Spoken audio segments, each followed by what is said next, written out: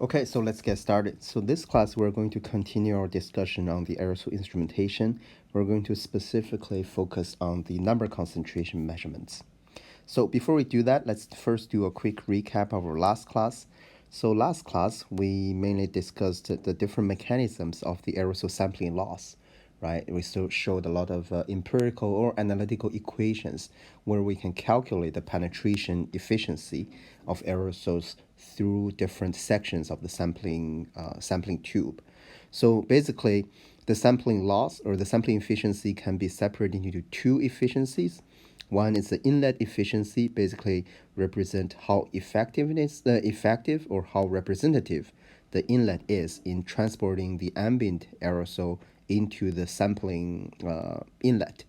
And then the transport efficiency describes how efficient the sampling system, the tube systems, are when they're transporting aerosols from the inlet to the instrument.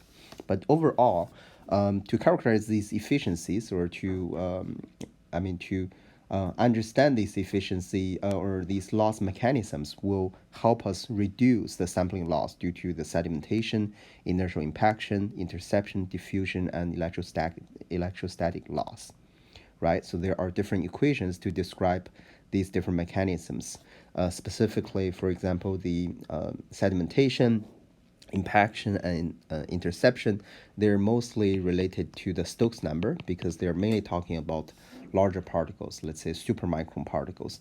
Diffusion is talking about very small particles, especially for particles of, let's say, below 10 nanometer, right, when we're trying to study new particle formation. And the electrostatic loss is related to the charged particles. And we know that the aerosols are charged naturally, right, because of the surrounding, let's say, ambient radiation on our Earth, right? Because of that, to sample the aerosols or charged aerosols efficiently, we need to use the tube that are not static, okay? So in this class, we're going to discuss the aerosol number measurements. And before that, then you may have a question. So why is number so important, right? EPA currently lists particulate matter or aerosol as a criteria air pollutant, but in terms of the standard, it is just PM 2.5 or PM 10 below certain mass concentrations. They never regulate number concentrations. But still, why number is so important? Or at least in the research field, why the number is so efficient? So we can actually recall what we have already discussed in our introduction class, right? We said that the aerosols make a huge impact onto our daily life from different perspectives. For example, it can make an impact onto our health, right? So it turns out that if you just regulate the mass of the aerosols and, for example, only give a certain, let's say, standard of 30 microgram per meter cubed, you can never tell what the particle size is, right? You can never know whether this is just a single large particle like a dust or dust particle or so many of the very small particles. Okay, so in that sense, the number plays a role here because when we're inhaling these particles into our body, the surface area for the smaller particles, when they have a large number, is going to play a more important role, or they're going to be more toxic compared to a single large particle if their chemical composition are the same, right? So the number is important in this role. And then in terms of the climate impact, right? So we can make the same justification here, right? If you're talking about very tiny particles, then they scatter light differently. But more importantly, if you're considering the aerosol cloud interaction, so each of these particles can actually grow to a larger size and serve as a cloud droplet, as compared to this one single large particle. First, we don't know whether they will settle down to the ground. And secondly, even if they can get lofted into the cloud, they can only grow to a single droplet.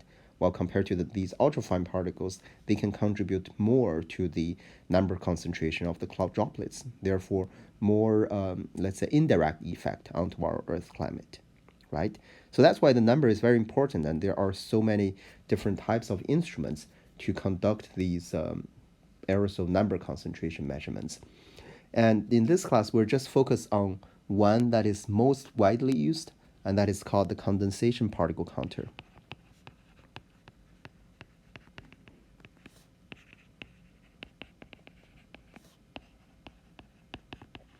So the condensation particle counter can generally measure the number concentration of the particles larger than 3 nanometer and all the way to around 1 micrometer. Right? So this is the range of the aerosol size that we are interested in when we're measuring the number concentration of the aerosols. And this is also where most of the aerosols, in terms of their number, are distributed in our ambient air. So in terms of particle counting, there are different techniques. For example, there is this direct light scattering method, right? So when the aerosol size is larger than 50 nanometer, then their scatter light, or basically if you have if you have direct radiation onto the particle, then they can scatter light in all directions.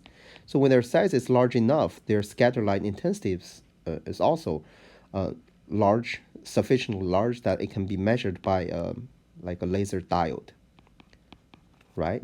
So basically, their signal can be received by this photodetector, and then based on the intensity observed by this photodetector, you can back calculate what is the number concentration of the aerosols. But as we discussed, actually a large concentration of aerosols are distributed, let's say, in the size range or below 50 nanometer.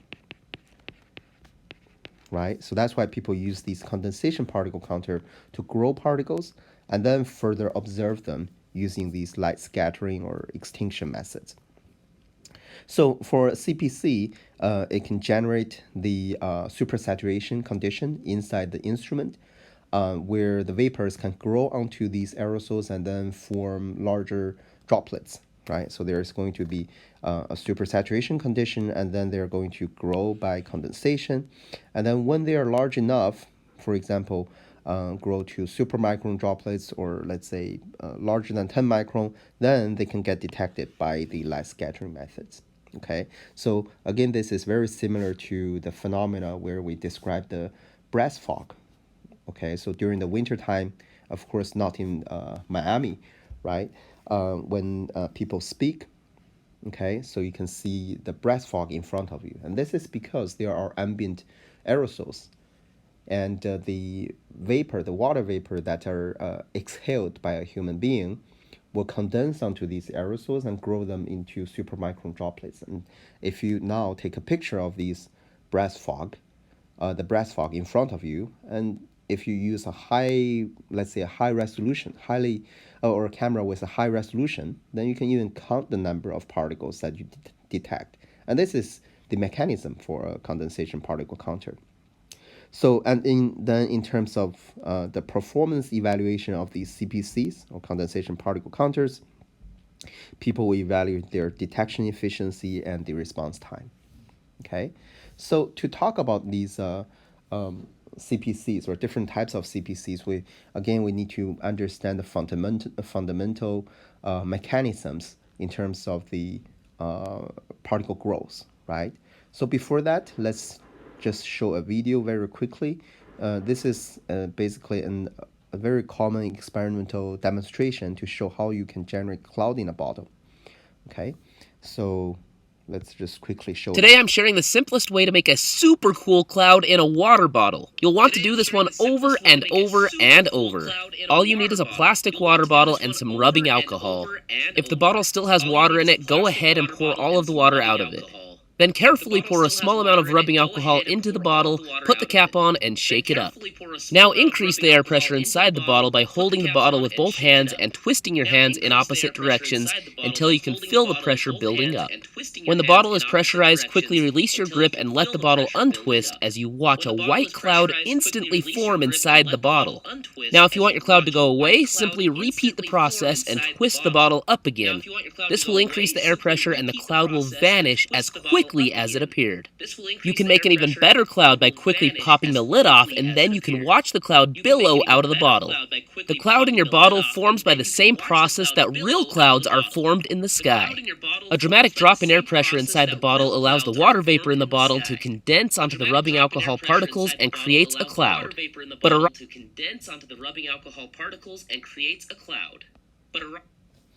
So basically, this is a very easy way to generate droplets in a bottle, right? And this is because there's a vapor condensing onto the existing aerosols, and then form these droplets. And this, as the video shows, this is exactly the same process where the natural clouds are being formed. But there's indeed one error mentioned in this video. It is not because of the water vapor condensing onto the alcohol droplets, right? Because this person have already, let's say, have already depleted all the water inside the bottle. So eventually, it is the alcohol vapor that's condensing onto these alcohol aerosols or existing aerosols in the bottle, so that you form these tiny cloud droplets. Okay. So basically, you can also try these experiments with water, right? But water is going to be more challenging. And the reason why you use alcohol in the experiment is because the alcohols have a higher pressure, have a higher vapor pressure compared to water, right? And that is also why you can smell the alcohol, but not the water very easily, right? Because basically the alcohols evaporate faster compared to the water. Okay, so to create these cloud droplets, we will need a supersaturation. Okay, supersaturation is defined as the ratio between the partial pressure of the substance over the saturation vapor pressure of this substance. For example, if you're talking about water, right? So you can find out what is the partial pressure. There are meters, or you can measure the relative humidity of the water vapor in our ambient air, right? That is a partial pressure. And then in terms of the saturation vapor pressure, basically that describes what is the maximum pressure, vapor pressure that is allowed in the ambient air, right? So whenever we talk about relative humidity, so relative humidity is also represented as P over PS. Okay, so you hear the let's say in Miami, the weather or the RH is very high, right? The weather feels very humid. This is because the partial pressure of water is, or the partial pressure of water vapor is relatively high when it's comparing against the saturation vapor pressure, right? The RH can reach to around 90%. But even at 90%, this is under saturation, right? This is below saturation, or people call this as subsaturation. So supersaturation means the vapor pressure is higher than the maximum vapor pressure that is allowed in this system, right? So for the cloud in a bottle experiment, so what happens is that when you're compressing the volume of the bottle, right, to almost half of its size, right, and when you release it, then what happens is basically the bottle will do work to the outside, and eventually it is the air or the air mixture in the bottle that is doing work to the outside. And doing work means that the temperature is going to cool down, right? And because of the temperature cools down, the saturation vapor pressure decreases. And at the same time, the partial pressure is not changing in this bottle, because the vapor of the alcohol vapor is still in the bottle. So because of that, you're going to create a supersaturation condition where the vapor pressure or partial pressure is higher than the saturation vapor pressure. And that's why you see the cloud. So here I assume that, well, the temperature decrease, the saturation vapor pressure decrease. And actually there's a way to calculate what is the dependence between the saturation vapor pressure and the temperature. This equation is called the Antoine equation. Okay, so for any liquid, you can set up a relationship between the temperature and the saturation vapor pressure, and it is described in this simple equation where A, B, and C are just constants. So they are having different constant values for different substance, right? But also A, B, and C are all above 0. So if you look at this equation, then you can see that when temperature increase, since temperature is in the denominator, right? So this term, B over C plus T, is going to decrease. And then A minus this term is going to increase, which means that when temperature increase, the saturation vapor pressure is also going to increase. And that's why for this cloud in a bottle experiment, when temperature decrease, right, then the saturation vapor pressure decrease, and then you are going to have supersaturation. It is the same process compared to the cloud formation. on Earth, right? So if you consider air parcel that's moving up, so the air parcel can contain some water vapor.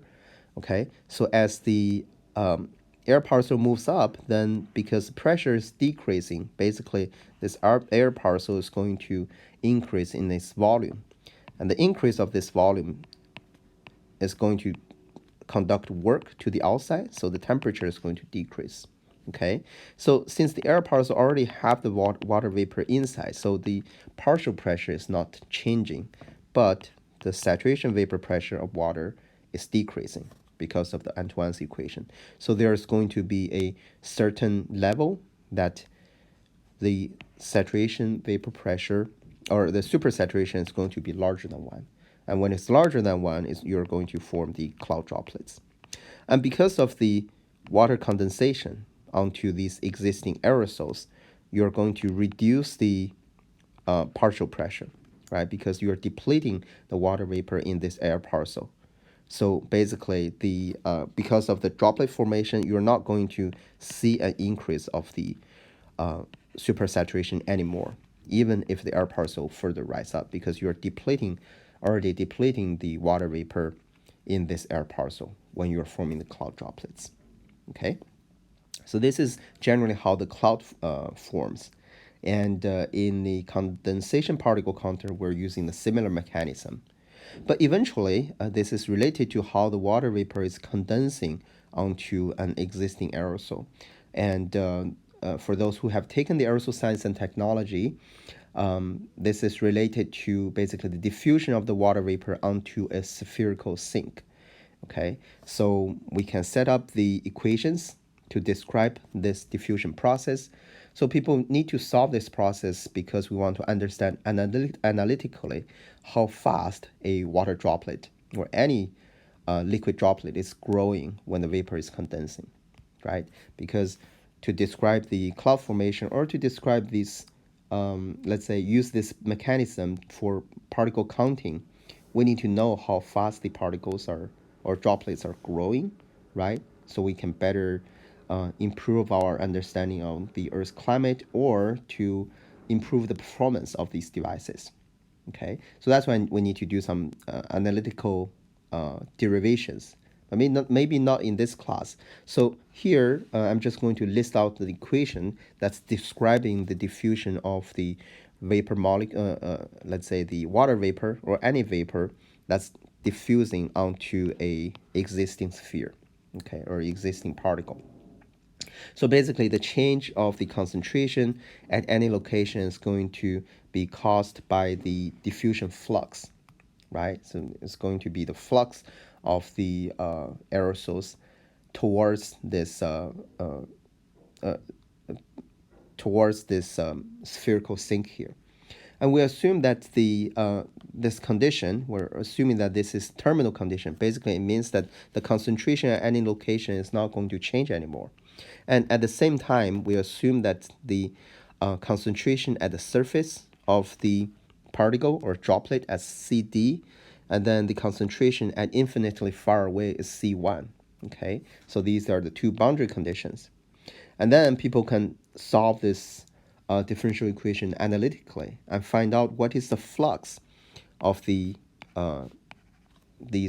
molecules towards this spherical sink. And the flux is calculated in this way.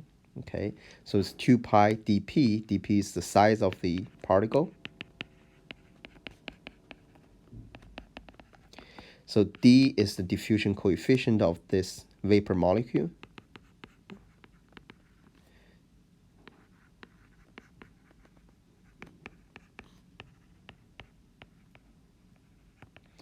Right, and C1 and CD are the concentrations of this vapor at infinitely far away and then at the surface of this droplet. Okay, and further, according to the ideal gas law, you can convert the concentration, basically P equals to CRT, into the partial pressure, right, or the vapor pressure. So basically, it can be converted into P1 and PD. Okay, so P1 is the vapor pressure at infinitely far away, and PD is the vapor pressure at the surface of the droplet. Okay, So if you relate this to the, let's say, the formation of a cloud droplet. So basically, C1 is going to be the water vapor concentration in the air parcel at the cloud level, right? And because of the rise of the air parcel, the C1 is going to be quite large.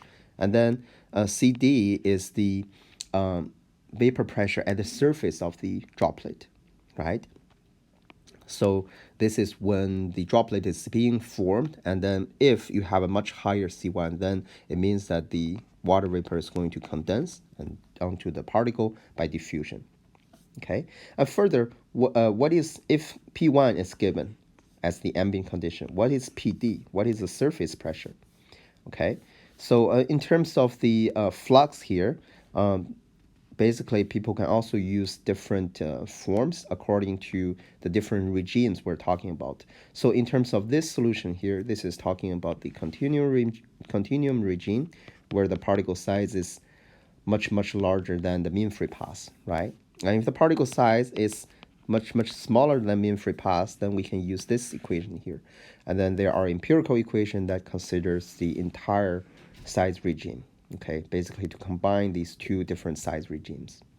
So basically, if you look at this equation, it means that to grow a particle, we have to make sure that the vapor pressure at infinitely far away is larger than the vapor pressure at the surface of the droplet. And further, the vapor pressure at the surface of the droplet can be solved by using this equation here.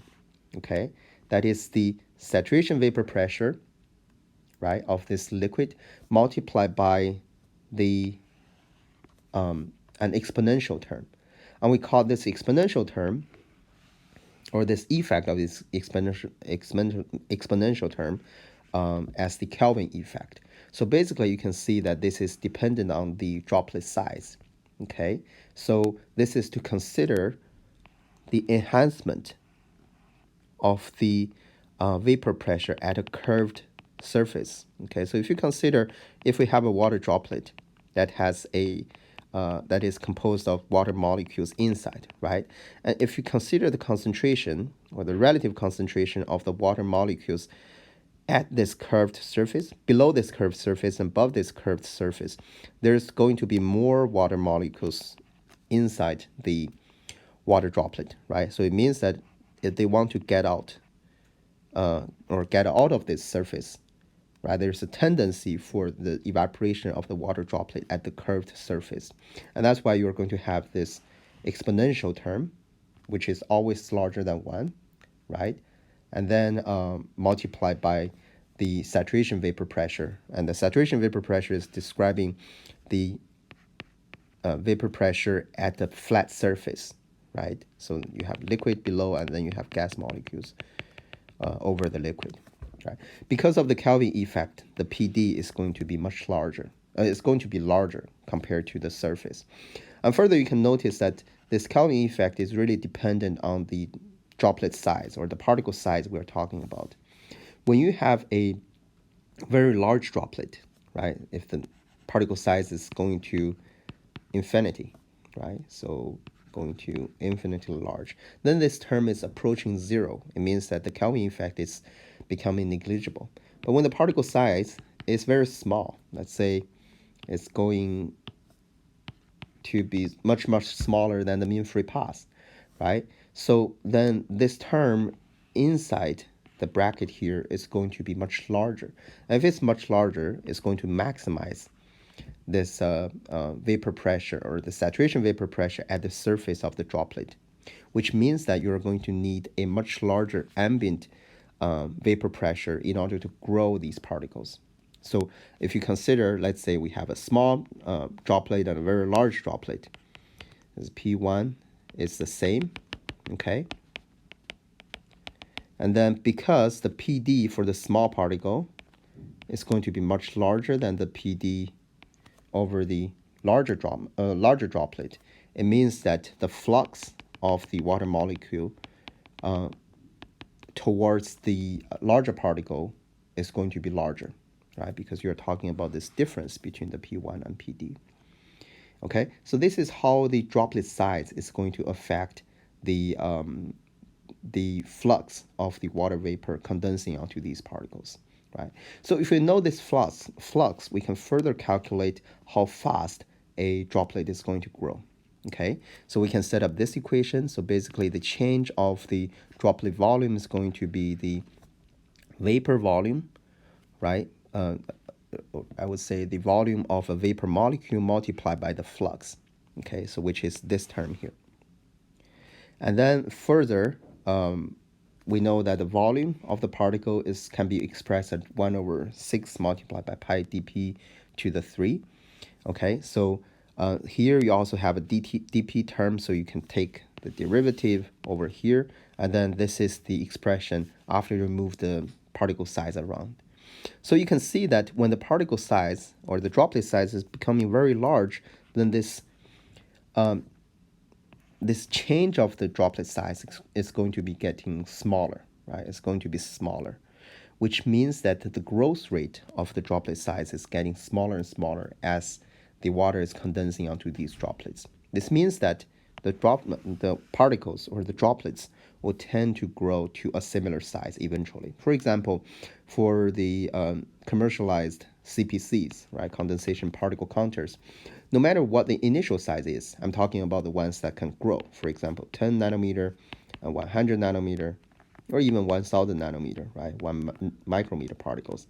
If you grow them after the same, let's say, the temperature profile, the flow profile, eventually their size is all around 50 micrometers. Okay, so there's no difference if you consider their initial size. Okay, so they'll grow to a similar size, and this means that we can use these optical methods, right, to directly detect these particles.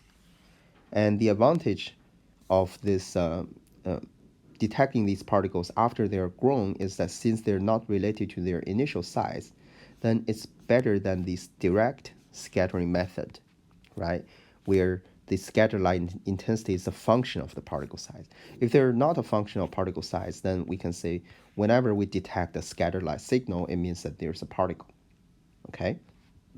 And this is how we can detect particles by condensation, and then further by using the optical methods. Okay, so in terms of the CPCs, there are different types. So we're just going to introduce different mechanisms or their structures in detecting these particles. So there's this expansion type CPC, which is similar to the mechanism that we introduced earlier about the cloud in a bottle, right? Expansion type CPC basically will expand the volume of the air, right? So the air is going to do work to the outside. You create a supersaturation because the temperature decreases, and this is one type of the expansion type CPC. What happens is that you can introduce the aerosols into a chamber, and then you can add the pressure to the system. Okay, so if you create a higher pressure and then suddenly release the pressure, then the air is going to do work to the outside, and then you're going to have the droplets being formed inside this chamber. And then you could use this light source here to detect the particles. So in the earlier versions of these expansion type CPCs, people would just take the pictures, right, and further count the tiny particles on the picture to measure the concentration or the number concentrations of the aerosols. Okay, so then there's another type of the let's say another design of the expansion type CPC, right? So basically here, people use this piston here to measure the or to create the supersaturation in a cyclic way, right? So the piston will go up and down, right? You compress the air volume, then release it, and then you're going to see the droplets being formed inside, right? And then you can use this top glass to view the particles and then further count their concentrations. So the disadvantage of these expansion type CPC is quite obvious, right? So it is because if you want to do a continuous measurement of the aerosols or aerosol number concentration, there's no way these expansion type CPCs can work, because there's always going to be a cycle that you add pressure and then release pressure. So it cannot have the high time resolution when you're trying to measure the aerosol concentrations. But there's also advantage. So the advantage is that inside this volume, where you're creating this supersaturation, the supersaturation profile is very uniform, which means that the supersaturation here and the supersaturation here, they're not going to be different by a lot, right? And this means that you can grow the aerosols more uniformly, right? So you're not missing the aerosols due to the insufficient growth of these particles, right? So actually, the picture I show here is made by is an expansion type CPC made by the University of Missouri Rolla. Okay, so this school is currently known as Missouri S&T, which is the institution that I previously worked at. Okay, so as you can see, the expansion type CPC have an obvious disadvantage that it can only measure the aerosol concentration in a cyclic way. So because of that, people design these continuous flow CPC where you can measure the aerosol concentration continuously. So the continuous flow CPC works in a way that it uses the diffusion cooling of the air. Okay, so what happens is that we can introduce the aerosols through this inlet here, and then these aerosols will pass through a liquid reservoir. So in this liquid reservoir, people will use the alcohol. Well, again, people choose to use the alcohol because alcohol has a higher saturation vapor pressure compared to other liquids. Okay, so normally the liquid reservoir is also heated, right, to let's say 35 to 40 Celsius, right, and under this higher temperature, you're going to generate more alcohol vapor, right? And this alcohol vapor can mix with the aerosols that are introduced. And then this mixture here will enter a cooled condenser, okay? So then what happens in this condenser is that, let's say we're drawing this out. So for example, this is before entering the cooled condenser. This is after entering the cooled condenser. You have aerosols, and then you also have the vapors. Okay, so of course, if you measure the composition of this air mixture here, most of them is still going to be air molecules, right? It's the water vapor is just going to be a let's say a dilute species inside the air molecules or inside the air mixture. So after they're introduced into this cooled condenser, so we know that there's going to be heat conduction, right?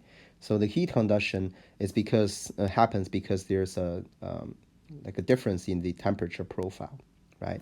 And because of that, the heat is going to diffuse towards the wall, right? And the temperature is going to cool down.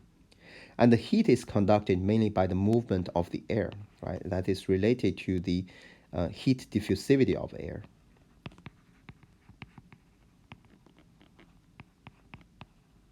And the heat diffusivity of air is almost equal to the mass diffusivity of air.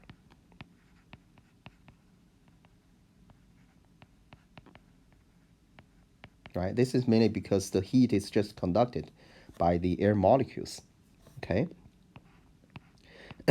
So, and then, which means that, well, after this mixture is being introduced into this condenser here, the temperature is going to cool down. Okay, and at the same time, the vapor molecules or the alcohol vapor molecules, they will also try to diffuse onto the wall. This is mainly because if you consider at the wall condition, right? So the temperature is cooler, as we have introduced. The temperature is cooler, which means that the saturation vapor pressure at the wall is also lower, right? This is PS1. Let's say this is PS2. So PS2 is going to be smaller than PS1, mainly because the temperature here, T2, is smaller than T1. Right? So these alcohol vapor molecules will also try to diffuse towards the wall. But the thing is that the alcohol vapors, if you consider their chemical composition, let's say if you're talking about the ethanol, right? Their molecule is much, much larger compared to the air molecule, which means that the diffusivity of these alcohol vapors, right, is going to be much smaller compared to the diffusivity of air, right? So because of that, the heat actually transfers faster compared to the mass of these vapor molecules, which means that the vapor molecules are going to stay here. Most of them are going to stay here in the tube, although you're losing some near the wall, right? And then, which means that if you now consider this supersaturation, which is which is P over PS, right? So because the temperature decreases faster, that means the PS is going to decrease, and at the same time, since the diffusion of these alcohol molecules are slower, so the P is not going to decrease a lot, right? And because of that, you're going to have a increase of the supersaturation, and that's why you can grow these particles inside the tube here, okay? And you create the supersaturation, and then you can condensationally grow these aerosols. And further, you can introduce them into the optics to measure their concentration, okay? So that's why this type of CPC, or the continuous flow CPC using alcohol, is using this principle of the diffusion cooling, right? So it's air molecules that's diffusing, right? The thermal diffusivity of the air is faster than the mass diffusivity of the alcohol molecule. So because of that, you can create a supersaturation, and then further lead to the aerosol growth. Okay, so based on this mechanism, people created different types of the CPCs, and then even now, people are still using this mechanism. For example, if you look at the date here, so this continuous flow CPC was made in the year of 1970s, right? So even now, the latest version of the CPC that the TSI company is selling has a model number of 3750, and it's still using this mechanism to grow the aerosols. Okay, so people have also determined the supersaturation at different distances downward this condenser here, right? So along this x-axis, let's say here's entrance of the condenser, right? So you can see at the entrance, the supersaturation is going to be 1 because everything is saturated in the heated saturator, right? As the temperature cools down, you start to grow, or you start to generate this supersaturation, okay? So S is going to be larger than 1. And then this is also plotting the supersaturation at different radial positions, right? You can see at the end of the condenser here, you're achieving a much higher supersaturation where it is sufficient to grow the aerosols into the droplets, right? So people have actually determined what is the efficiency of this instrument when they are trying to grow aerosols of different sizes, right? So you can see people introduce different sized particles into the CPC and then measure their concentration based on the signal that's output by the optics, and then compare that against another counting method. So here it is actually using the electrometer. So we'll talk about the electrometer measurement at the end. So electrometer measurement is used as the reference when it's measuring when we're measuring charged particles. Okay, so you can find out that basically you're going to see particles when their size is larger than around 8 nanometers, and then their detection efficiency is going to be higher and higher. When the particle size reach to around 20 to 30 nanometer, you're detecting them at almost 100% efficiency. Okay, so then why is that? Why do we see this curve here when we are trying to detect these smaller particles? So it is because we're using this continuous flow method. Okay, so it's because we're mixing everything together and introduce them into the condenser. So as I mentioned here, there are disadvantages of this continuous flow CPC, right? for example, when you're talking about very small particles, let's say below 10 nanometer, and because of their higher diffusivity, the particles would diffuse onto the wall. So you lose them by the diffusion. So even before they're being activated and being grown, right, they already are being lost when they're being transported. So that's why you are seeing a lower detection efficiency for the smaller particles. And also, if you consider the saturation, the supersaturation inside the condenser, normally if you plot it out or if you calculate it, you're going to see a higher supersaturation near the center of the tube. Okay, so the supersaturation is going to be higher near the center, while the supersaturation at the wall is just going to be equal to 1 because we assume that the vapor pressure at the surface is just the saturation vapor pressure, right? So the temperature here is cooler, and the saturation, supersaturation is 1. But when you're introducing the aerosols, so you didn't introduce the aerosols along the center only. So there's always some aerosols that are near the wall, right? These aerosols will go or they'll get lost by diffusion, but at the same time, their supersaturation is lower near the wall, which means that they cannot grow near the wall, right? And this is especially the case for the smaller particles because smaller particles will need a higher supersaturation to grow. So if you recall here, so the smaller aerosols,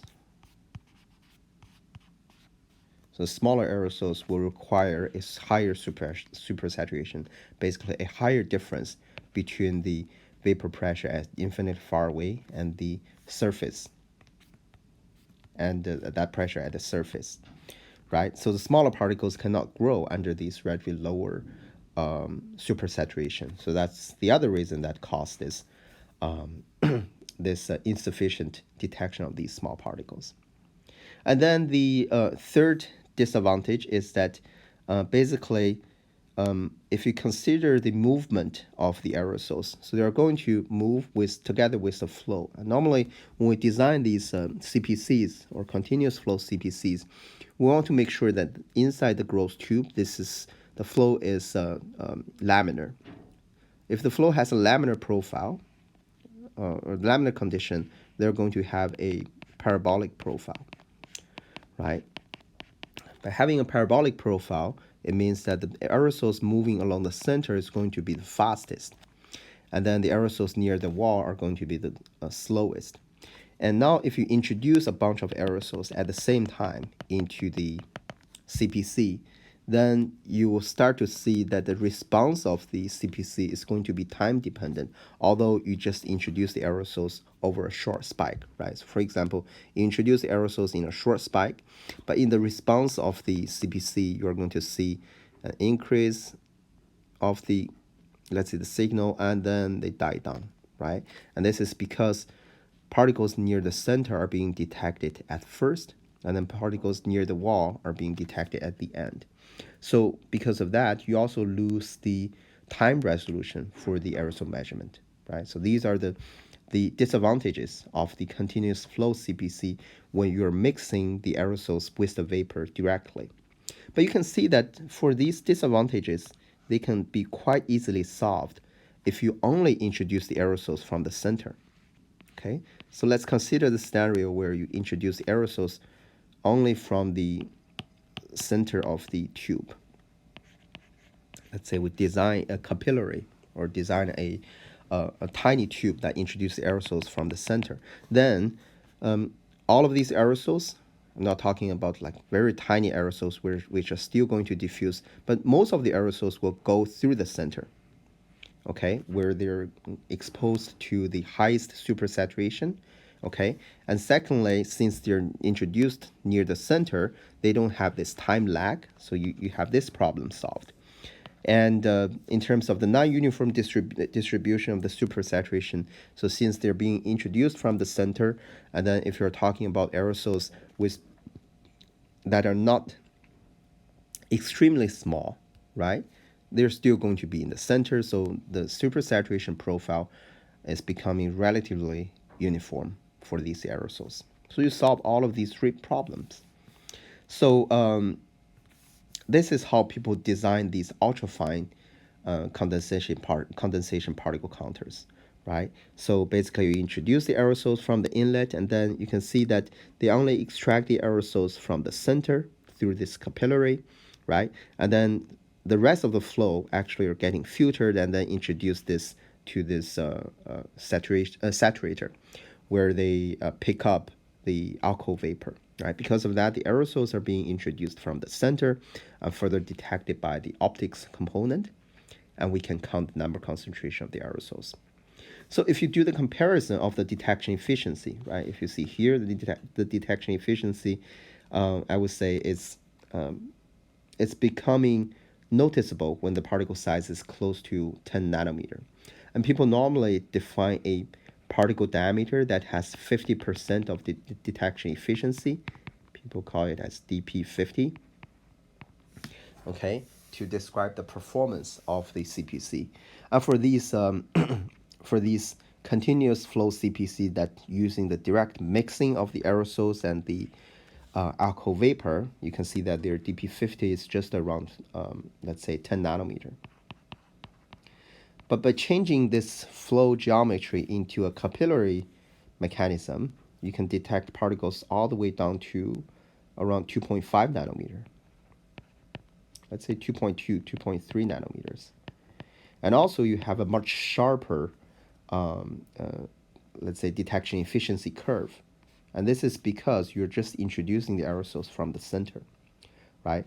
So because of that, these ultrafine condensation particle counters have the advantages of the higher detection efficiency, lower particle loss, right? Because now it's going to take longer time for these tiny particles to diffuse to the wall. And then they're also going to have a faster response because they're not moving near the wall, right? So here I missed one slide. This is talking about how the performance of the CPC depends on the pressure. So overall, people find out that if you reduce the inlet pressure of the CPC, let's say if you reduce the inlet pressure, this happens both for these common, like completely mixing, fully mixing CPC and the ultrafine condensation particle counters. So people find out that overall, when you reduce the pressure of the inlet, right, you are going to see that the detection efficiency gets lower. So for example, this is the measurement under 800 100 Pascal, which is around 0.8 atmosphere. So you can see that, well, the sucrose here just means the chemical composition of the aerosol, right? This is comparing against the 1 atmosphere, which is 1010 100 Pascal. So you can see that the detection efficiency is getting a little bit lower, and then for 600 100 Pascal, it's getting further lower, right? 400 even lower, and then 300 even lower, right? So people find out that the detection efficiency or the performance of the CPC is becoming lower under lower pressure. And this is mainly because when you use a lower pressure, then the vapor pressure or the saturation vapor pressure is also, I would say it is because the aerosols are not being grown sufficiently, okay? So if you recall in this equation here, this describes the growth rate of the droplets, right? So when you decrease the pressure of the entire system, the vapor pressure actually won't be able to change much, but the diffusivity of this alcohol vapor is going to decrease, okay? So, and because of that, you're going to see basically a insufficient growth of these aerosols, and then because of that, you cannot detect these aerosols sufficiently. Okay. So this is how the performance of the CPC is dependent on the inlet pressure. And then you may have the question of why do we care about the pressure? Aren't we just doing measurement on the ground, which is 1 atmosphere, right? So people care about the pressure when we're deploying these instruments on board research aircrafts, right? So the airplane can fly at different altitudes, and at different altitudes, or the higher the altitude, the lower the ambient pressure, and that's going to affect the performance of these CPCs. Okay, so now we can look at the mechanisms or the theory of these CPCs using alcohol vapor, right? So we said that these alcohol CPCs first introduced aerosols into this warm saturator, where the alcohol vapor becomes saturated with this aerosol stream here, and then they enter this cold condenser, where you create this supersaturation, right? And we said that we create the supersaturation mainly because the air thermal diffusivity is higher than the butanol mass diffusivity, right? So the alcohol actually moves slower compared to the air, okay? And then if you write out the equation for the supersaturation, temperature decrease faster means that the saturation vapor pressure of the butanol or any alcohol is going to decrease faster, and then the partial pressure is not changing much. So that's why you create a saturation, a supersaturation in the condenser, right? So then what about water? Okay, so we have been talking about alcohols, but alcohol is not safe, right? So although people consume alcohol, but most of the time people are actually using butanol or heptanol as the working fluid for detecting particles. And overall, alcohol is not safe for operation, and there's also fire hazards associated with that, right? So that's why people were thinking, well, can we make CPCs that are just using water as a working fluid? Then, if you consider this scenario again, we need to do a similar analysis, right? So when we introduce water, or when we use water as the working fluid, and then introduce the aerosol in here, so after they're in the cold condenser, so the air molecule is going to conduct the heat, right? But at the same time, the water molecules are going to diffuse onto the wall again, right? Because at the surface of this condenser here, the vapor pressure is just the saturation vapor pressure, which is lower under a lower temperature. And because of the higher concentration of the water molecules, they are going to condense, or they're going to diffuse towards the wall. And this diffusion of the water molecule is actually, now we need to compare that against the heat diffusivity, right? So we said that the air molecules conduct heat just by the mass movement, right? And if you compare the diffusivity of a water molecule and a air molecule, oxygen or nitrogen, you can find that because of their smaller size, the air molecule is going to diffuse slower compared to the water molecule, which means that once the mixture is being introduced into this cooled condenser, the air molecules quickly diffuse to the wall compared to the heat, right? So if you consider this scenario again, S equals P over PS, so the air molecules diffuse faster, right? As you can see, the water molecules diffuse faster. As you can see, the mass diffusivity is higher than the air thermal diffusivity, right? Because of that, this partial pressure is going to decrease faster compared to the saturation vapor pressure. Although this is also decreasing, right? But the speed of this vapor pressure decrease is faster than the saturation vapor pressure, which means that the supersaturation is going to be smaller than 1, okay? So we cannot use water vapor or water as a working fluid when we're using this temperature or using this configuration for the CPC. Then what about we reverse it, right? So we can make a CPC that has a cooler region in the beginning and then a warmer region after that. So the reasoning behind it is that now if you have a warmer region and then providing the water vapor at the wall, then the water vapor is going to diffuse towards the center, right? Because here you have less amount of water vapor. And the water vapor diffusion is going to be faster compared to heat. So now if you write out the equation again, so the increase of the partial pressure for the water is going to be faster than the increase of the saturation vapor pressure of the water. So overall, it's going to give you a increase of the supersaturation. So that's why the temperature setting for the water-based CPC is going to be reversed compared to the alcohol-based CPC.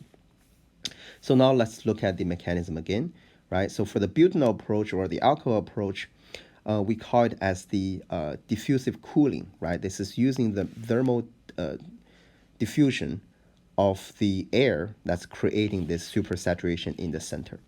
Okay, so heat transfer to the walls, and then there's minimal vapor transport because these alcohol molecules are too big. They cannot diffuse very fast. And then in terms of the water condensation, right? So what happens is that the water transport from the walls, okay? So water is faster. And then it wins the race against the air molecules when they're diffusing towards the center, right? You create this supersaturation that's larger than 1. Okay, so this is how the working fluid will affect the, let's say, the functionality or the operating of a CPC. And since this method works, people nowadays are leaning towards developing these water condensation method because now you remove the requirement for the safety issue, right? And also water is cheaper compared to other alcohol or different types of alcohol.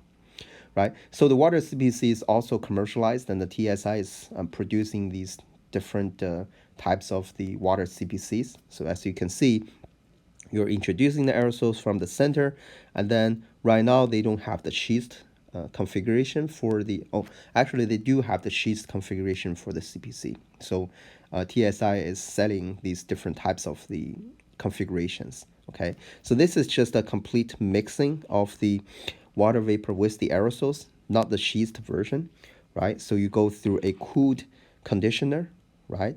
So which is basically a cooler region, and then you go to the heated region where you provide the water vapor. And then since water vapor diffuse faster than the heat, then you form water droplets, and then you can detect them in the optics region, right? So the water CPC, or people call them as WCPC, avoids issues such as the exposure to alcohol fumes in offices or other indoor environments and the accidental spills. Okay, so you can see here are some characterizations regarding the detection efficiency of the water CPC. Again, you have similar mechanisms or similar issues regarding the transport or the diffusion loss of the particles near the wall, and then the non-uniform distribution of the supersaturation, that you're not getting very sharp detection efficiencies.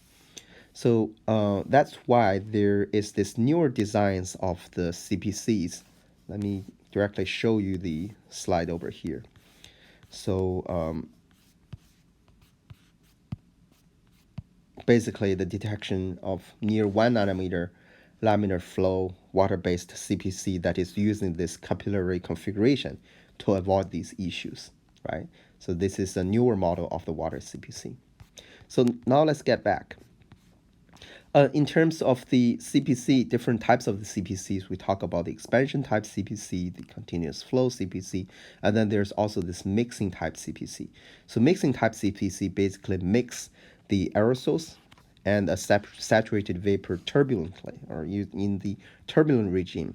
So there's a more complete and faster mixing of these vapor, and since you are still under the supersaturation condition, you can grow the particles rapidly, right? So you don't have this parabolic profile of the aerosols when you're introducing them or when you're trying to detect them. Okay, so the advantages of the mixing type CPC is that it can have a faster response, and then there's also minimal diffusion loss of the aerosols, which is because the transport time is shorter, right? So there are also designs of these faster response mixing type CPCs. For example, there are CPCs that is directly based on switch lock T, right? So I would say this type of CPC is mainly studied or researched by a by my postdoc advisor, Dr. Jian Wang, now at Washington University. So he has done a lot of his graduate research work when he was a PhD student at Caltech. And then he has devoted a lot of analysis, try to characterize these mixing type CPCs. So we talk about these CPCs, and we already showed some detection efficiency curves for the CPCs. So the calibration of CPCs is very important because we need to know what their performance is when we're trying to measure particles of different sizes, right? And if we see there are 10 particles in the ambient, we want to make sure that there's really 10 particles, not 100 particles, because 90 of them cannot sufficiently grow. So that's why people conduct this calibration. Normally, people will use the reading of the CPC against the reading of an electrometer, right? So basically, people will introduce the charged particles. Let's say you can use some methods to classify aerosols, charge the aerosols with specific sizes. So we're going to talk about that method later on in this class. It's called the differential mobility analyzer.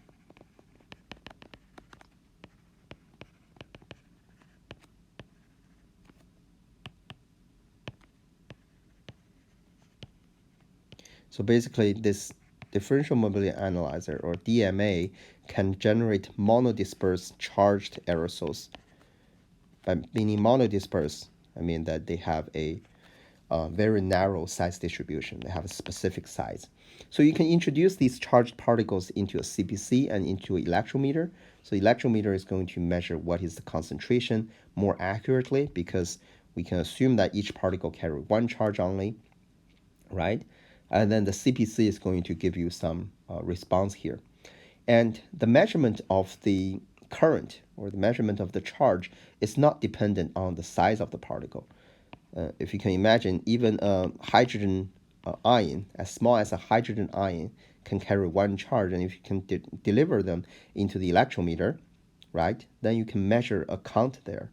As opposed to CPC, if you introduce this tiny ion or aerosolized ion into the CPC, you won't be able to detect them because its size is too small, right? So based on this mechanism, we can determine what is the detection efficiency of a CPC.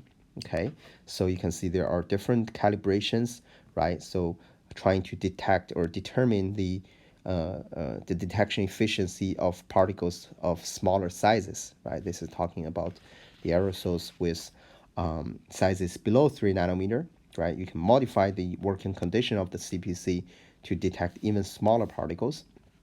This is another study trying to determine the detection efficiency of CPC, right? So it turns out that the detection efficiency of the CPC, or the performance of the CPC for detecting very small particles, especially below 3 nanometer particles, is really dependent on the working fluid. Okay, so people find out that the diethylene glycol is actually playing or showing very good performance when you're trying to determine these small particles. So overall, the working fluids that have high surface tension, okay, for example, the glycerol or water, could potentially lower the size detection limit for CPCs. Okay, so on this topic, the PhD student in my group, Wei Xing Hao, did a simulation study trying to look into the performance of the CPC using commonly used, let's say, liquid reagents that we have in the lab. Okay, so these are the commonly used chemicals and chemistry lab will have, right? So what he find out is that through a set of simulation, he find out that the DP50, which is the size of a particle that a CPC can detect with 50% efficiency, right? So DP50 indeed decrease with, let's say, indeed decrease with higher surface tension. And at the same time, the DP50 also decrease with lower saturation vapor pressure, okay? So, so there are basically some mechanisms behind these particle growth. I'm not going to cover that in this class. You can feel free to go over his manuscript here. So I'm giving the reference over here. So from his simulation, he find that by using certain types of working fluid, you can really reduce or improve the detection efficiency of the CPC. For example, we find out that the glycerol, right, or diethylene glycol, or EG means ethylene glycol, right, and then 2-AE is 2-amino ethanol, and DMP is dimethyl phthalate, right? So basically, by using these different working fluids that has lower saturation vapor pressure and higher surface tension, you can reduce the DP50 and further improve the detection efficiency of the CPC. But at the same time, you can imagine, well, for these working fluids, since they have a lower saturation vapor pressure, they will not be able to grow much inside the CPC, right? Because eventually, if you consider the alcohol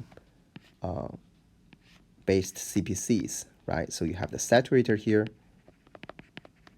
and then the condenser over here, right? So the air mixture have to be saturated in the saturator, right? But if they have a lower saturation vapor pressure, it means that you cannot bring a lot of vapor into the condenser.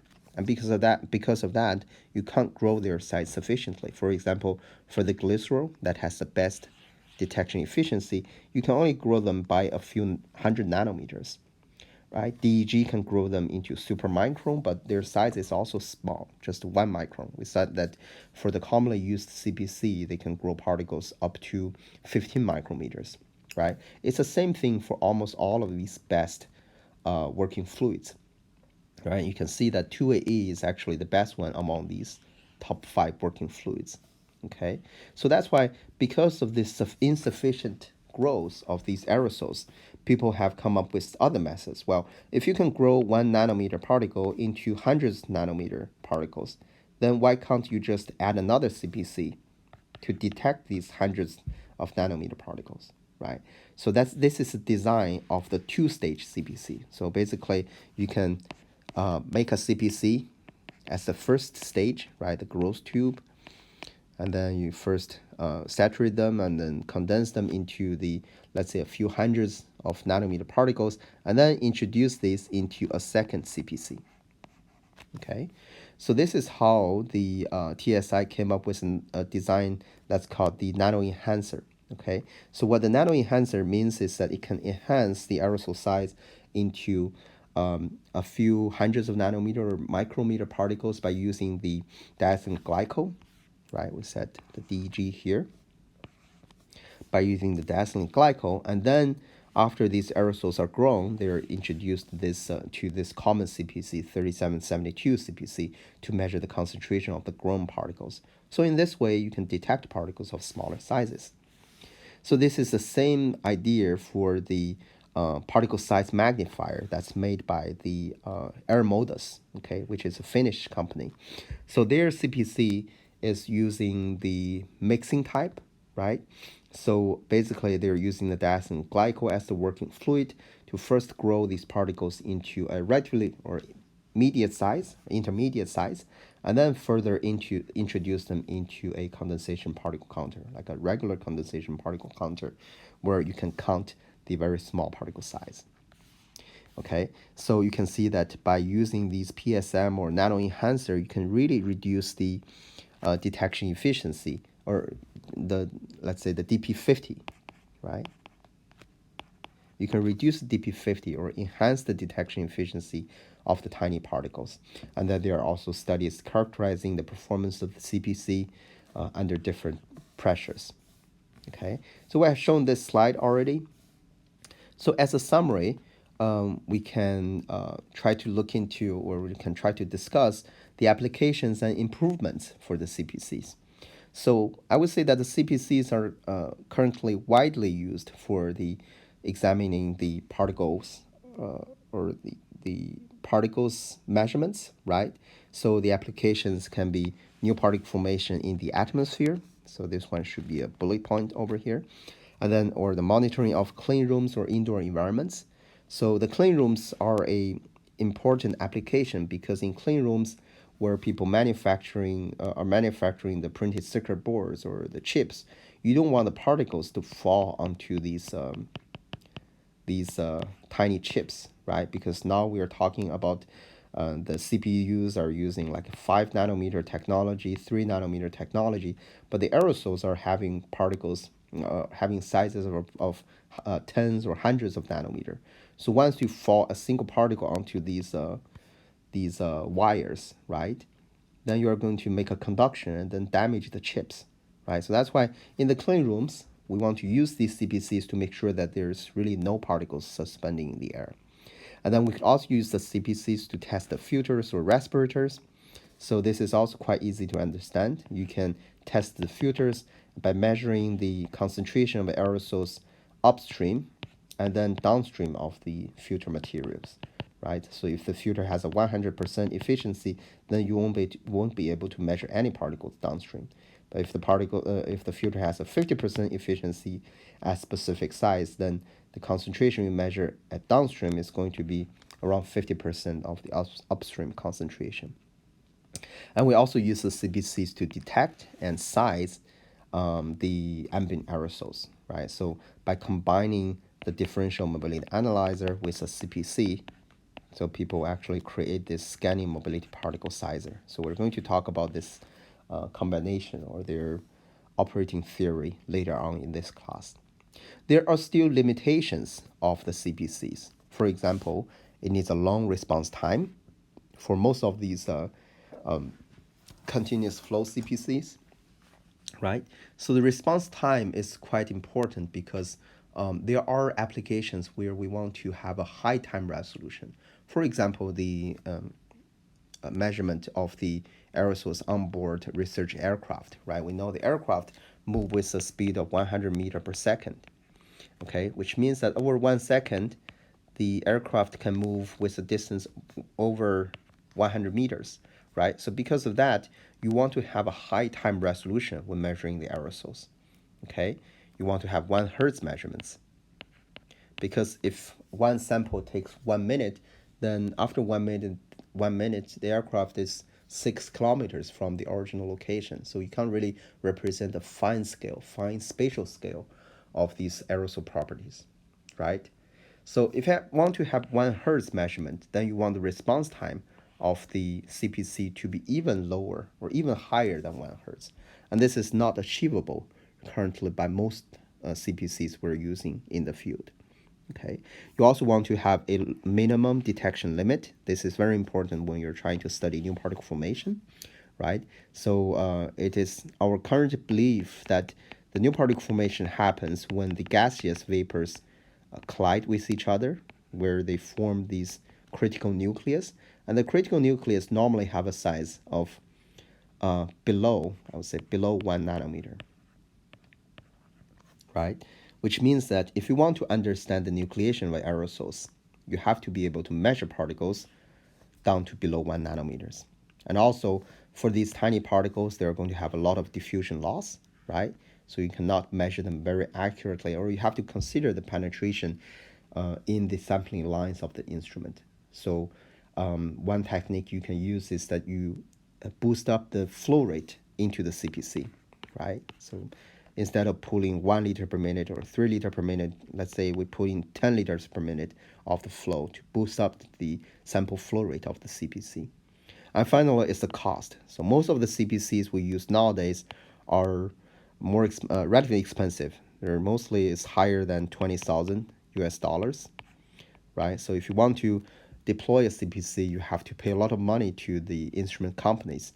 And you don't want to blame these companies because they're creating these different techniques so that we can better use the condensation methods to detect these tiny particles.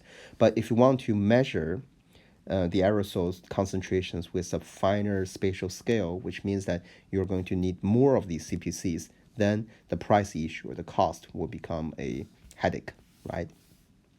So finally, I'll just use one slide to talk about the aerosol electrometer. So what the aerosol electrometer does is that it's going to relate the current that's measured by these electrometers to the number concentration of the charged aerosols.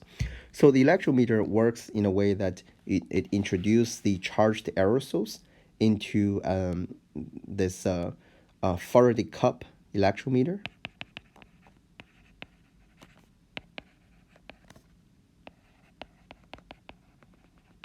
So what happens is that the aerosols will be introduced into this device, and then they will be collected onto this filter here. Okay, this filter is conductive, which means that when you tie a wire, like a conduction wire, onto the filter, whenever there's charged particles getting collected by the filter, you are going to see a signal on the electrometer, right? So further, people put this Faraday cup surrounding this system, mainly because you want to avoid the ambient noise in the air, right? Because there can be a lot of charged particles surrounding this electrometer here. And then Faraday cup is basically just a conduction enclosure, right? It's a metal enclosure that it can screen the signal or the noise outside this measurement system here, right? So we're pulling the charged aerosols in, and then assuming that the aerosols carry one charge only. So here you can see the assumption. So the assumption is that the particles carry one charge only per particle. So then you can relate the current to the concentration of these charged particle, right? So we know that the current can be represented as the total charge over time, right? So the total amount of charge, right? So the total amount of the charged particles over time, okay? And then the total amount of charge, let's say we should name this as Q, right? So the total, instead of using Q, let's use lowercase q, Q total, right? So if you consider the total amount of charge, then that is basically the number concentration of the particles multiplied by the flow rate, right? And then further multiplied by the elementary charge on each particle, right? On the elementary charge of an electron, right? So then divide by T.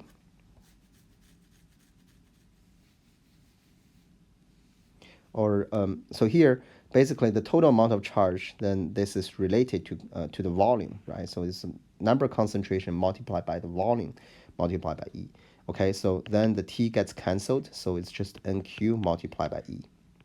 So you can relate the number concentration, or you can back calculate the number concentration by just dividing the current by calculating the ratio between the current that you measure by the electrometer by the flow rate multiplied by the elementary charge. So this is the equation to relate the number concentration with the current monitored by the electrometer, right? So this is assuming that particles carry one charge only. But as you can see, when we're doing the calibration, we assume that this is just the particle concentration directly, but we know that there can be scenarios where particles carry multiple charges. For example, they can naturally happen for metal ions, right?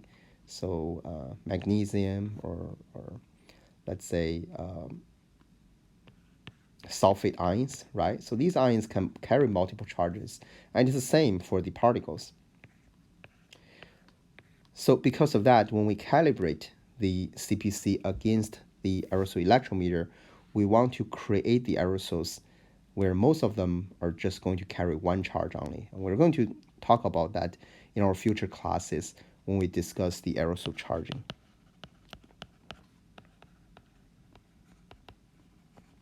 Okay, so that's it for this class. Feel free to let me know if you have any questions. Okay, see you next class.